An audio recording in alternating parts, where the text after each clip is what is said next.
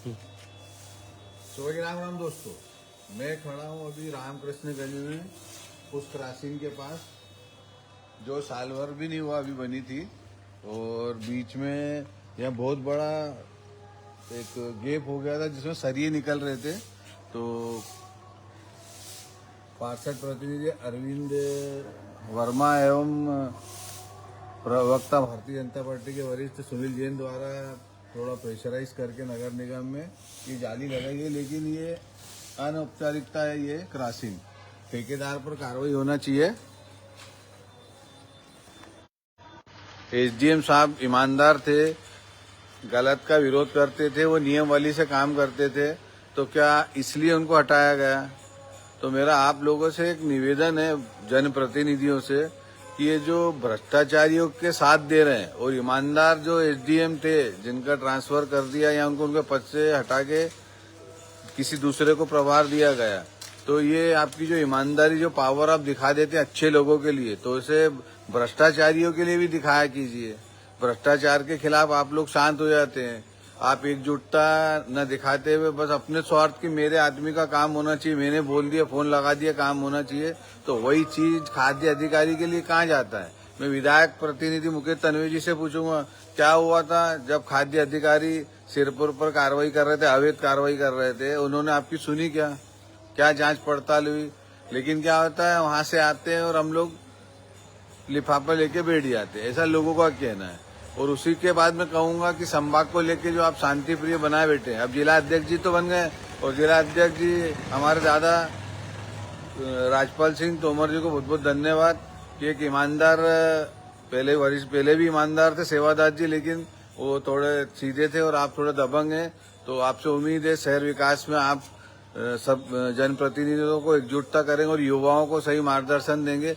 अब मैं आता हूँ, मैं आप कि कलेक्ट्रेट द्वारा से जानकारी लगी है कि पुनासा अनुभागीय क्षेत्र के कुछ गांव जो खरगोन जिले के सीमा से लगे हुए, बड़वा से सनावत के पास, इन गांवों को खरगोन जिले में सम्मिलित किए जाने का प्रस्ताव राज्य शासन को भेजा गया है।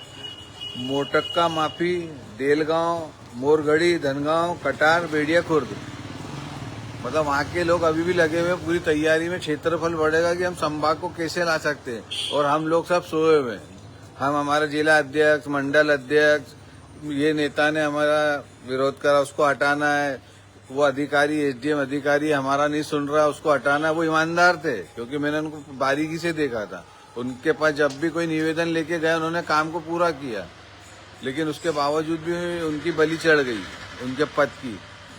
और जो भ्रष्टाचारी आज भी बैठे हैं, ऐसे कई अधिकारी हैं जो सारे जनप्रतिनिधि जानते हैं, उसके बावजूद भी उनके ऊपर कोई कार्रवाई नहीं होती, क्योंकि क्या है, वो हमारे आदमी है। वो किसी मंत्री के आदमी है, किसी बड़े नेता के आदमी है, कोई विधायक का, कोई सांसद का, कोई मेरा, कोई बड़े नेता का। तो ये जो आदमी आदमी चल रहा है ना, तो आप कीजिए भ्रष्टाचार। आप तो चरम सीमा पे, दादाजी धूनी वाले जी की नगरी है, वो सब देख रहे हैं, देर अंधेर नहीं है।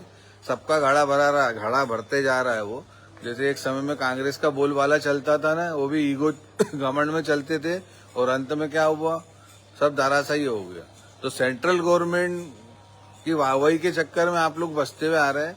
तो मैं आप लोगों से, जनप्रतिनिधियों से निवेदन करूंगा कि अभी मैं आपको अगर क्षेत्र घुमाऊं पूरा, अभी तो ग्रामीण में घुसे ही नहीं है, स्कूलों की हालत देख लीजिए। मैं विधायक जी को फिर बोलूंगा कि आज आपको आंगनवाड़ियां भी दिखाऊंगा मैं 1 घंटे बाद, आप आंगनवाड़ी देख लीजिए। आपको उनकी चिंता है, लेकिन क्षेत्र के लिए कुछ चीज लाए हम, विकास की बात करें नहीं करें। ग्रामीण क्षेत्रों में स्कूल देखिए क्या हालत है, कोई बोलने वाला नहीं। शिक्षा विभाग में आप कितनी बार गई हैं, हॉस्पिटल की हालत देख लीजिए, सिवाय सर्दी जुकाम के अलावा कोई नहीं है। सर्दी जुकाम की 3-4 एंथेप्लीसिया, जो बड़े बड़े, मेरे को नाम नहीं बोलते यार, नीरियो सर्जिकल, ऐसे 5-5, 10-10 साल से नहीं है। लेकिन श्रेय अभी बोलूंगा ना मेडिकल कॉलेज का, तो इधर कांग्रेस वाले खड़े हो जाएंगे और इधर बीजेपी वाले खड़े हो जाएंगे। लेकिन जो वहाँ की खामियां है, उसकी जवाबदारी कोई नहीं लेगा। तो मैं आपसे बोलूंगा, आप कहाँ कहाँ दौरा कर रही हैं, कहाँ कहाँ गई है। कई लोग मेरे को बोल रहे हैं, अरे आपके तो उनसे संबंध अच्छे हैं, आप उनका विरोध एकदम क्यों करने लगे? गलत का विरोध करूंगा, गलत चीज का विरोध करूंगा मैं। मेरे किसी से कोई जाति व्यक्तिगत दुश्मनी नहीं थी, देवेंद्र वर्मा जी से भी मेरी कोई व्यक्तिगत दुश्मनी नहीं थी। हमारी लड़ाई पद को लेकर है, हम सिर्फ पद के लिए लड़ रहे हैं कि पद पे आप बैठे हो तो अब हमने आपको चुना, मतदाताओं ने आपको चुना है, लेकिन आपको वाहवाही लूटना, आपके तुलादान करवाना, आपको रिबीने काटना, लोगों के वहां जाना, व्यक्तिगत समय में आप जा सकते हैं, लेकिन जब आपकी कार्यशैली का समय है उस वक्त आप कहाँ रहती है।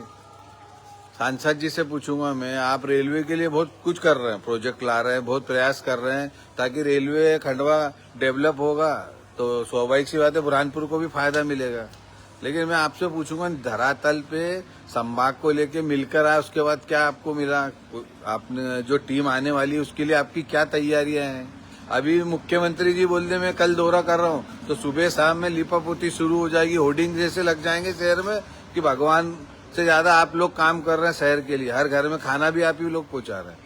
तो भगवान से डरिए, मेरा कहने का मतलब आपको चुना गया है आपकी काबिलियत देख के, आपकी पार्टी की काबिलियत देख के, लेकिन धरातल पे आप शून्य है, पूरे मेरी नजर में शून्य है। और अगर बगैर सिंबल के मैं चैलेंज कर रहा हूँ, अगर आज चुनाव करा ले बगैर सिंबल के, भारतीय जनता पार्टी का अगर सिंबल हटा के अगर चुनाव अगर आप लड़ लो और जीत जाओ तो आपका ताउम्र गुलामी करूंगा और पैर धो के पीऊंगा मैं, ये मैं गारंटी से बोल रहा हूँ।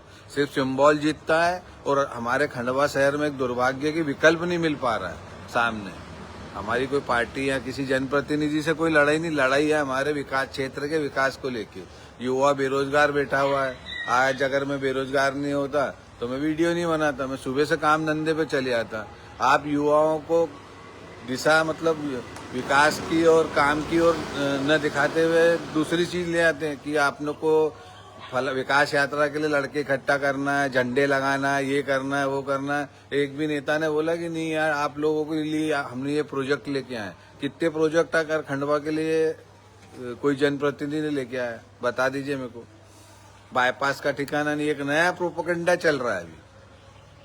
देशगांव से इच्छापुर जो नितिन गडकरी जी बना रहे हैं उनके जो प्रोजेक्ट का रोड है, देशगांव से रूदी एक एंगल हो गया। फिर आपने एक मांग रखी हुई है कि रूदी से डुलार आ जाए, फिर आप कहानी क्या गिनाएंगे कि हो गया हमारा बाईपास। जबकि क्षेत्र से जुड़े हुए आसपास के ग्रामीण को जोड़कर जो रोड बाहरों बाहर बाईपास का बनेगा उसका प्रॉफिट होगा शहर को, लेकिन उसकी कोई चिंता नहीं है। बाईपास नहीं होने के कारण व्यापार नहीं आ रहा, बड़े बड़े उद्योगपतियों के ना बाईपास ही नहीं, तो हम उद्योग लाके करेंगे क्या?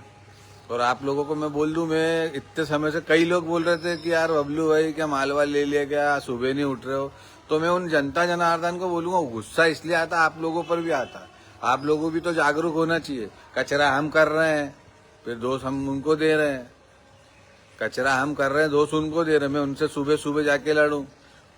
आप वहाँ बुधवारा क्षेत्र में देख लीजिए, दुकानदार स्वयं ठेले वाले से किराया ले रहा है, नगर निगम के कर्मचारी भी ले रहे हैं। वो जिस दिन होगा उस दिन सबूत के साथ मैं आपको पेश कर दूंगा। मैं नहीं चाहता किसी की नौकरी चली जाए, कोई बलि चढ़ जाए किसी की, लेकिन अब मेरे को लगता है क्षेत्र में 2-3 बड़े अधिकारी से लेकर छोटे अधिकारियों के पेपर वर्किंग का काम चल रहा है, बलि तो चढ़ेगी। यहाँ तो हमारे माननीय मुख्यमंत्री मोहन यादव जी ईमानदार है या फिर ये भ्रष्टाचारी जो अधिकारी है ये ईमानदार है?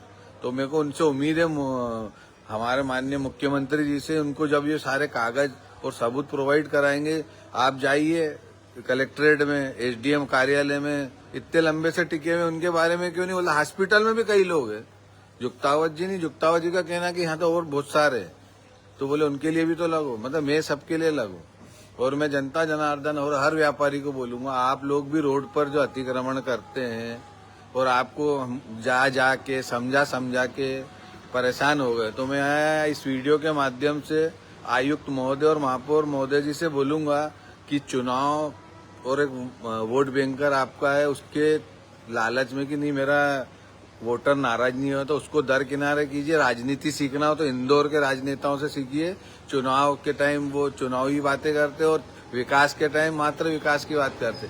आप हर दुकानदार का फोटो खींचिए, रोज उनको 500-500 की एक स्लिप दे दीजिए दोपहर में, 1 दिन 2 दिन 3 दिन, चैलेंज बोल रहा हूँ मैं, चाहे ठेले वाला हो चाहे दुकानदार हो, अतिक्रमण 2 मिनट में हट जाएगा। लेकिन हमारी इच्छा शक्ति नहीं है। पूर्व कमिश्नर साहब को मैंने बोला कि सिंधी कॉलोनी में हम लोग नहीं सुधरेंगे, आप जब तक 500 रुपए की चालानी कार्रवाई नहीं करेंगे ना, तो वो थोड़े वरिष्ठ थे, उनका थोड़ा ज्ञान अलग था, तो उनने बोला नहीं नहीं, कोई चीज बदलने में समय लगता है, धीरे धीरे धीरे धीरे। तो मैं उनको उस समय भी कहा था, और वर्तमान आयुक्त मैडम को भी मैं कह रहा हूँ कि खंडवा शहर हम नहीं सुधरेंगे जब तक हम पर चालानी कार्रवाई नहीं होगी ना, हम नहीं सुधरेंगे। और ट्रैफिक थाने वाले भी जैसे गाड़ी रोकते हैं तो हम छोटे भैया, हम लोग भैया से बात करना, फलाने से बात करना, और बाद में जब एक्सीडेंट होता है तो फिर हम उनको ही गाली देते हैं कि इनके कारण हुआ, यहाँ ट्रैफिक वाला खड़ा होता तो ऐसा नहीं होता। तो पहले हम भी सुधरना चाहिए,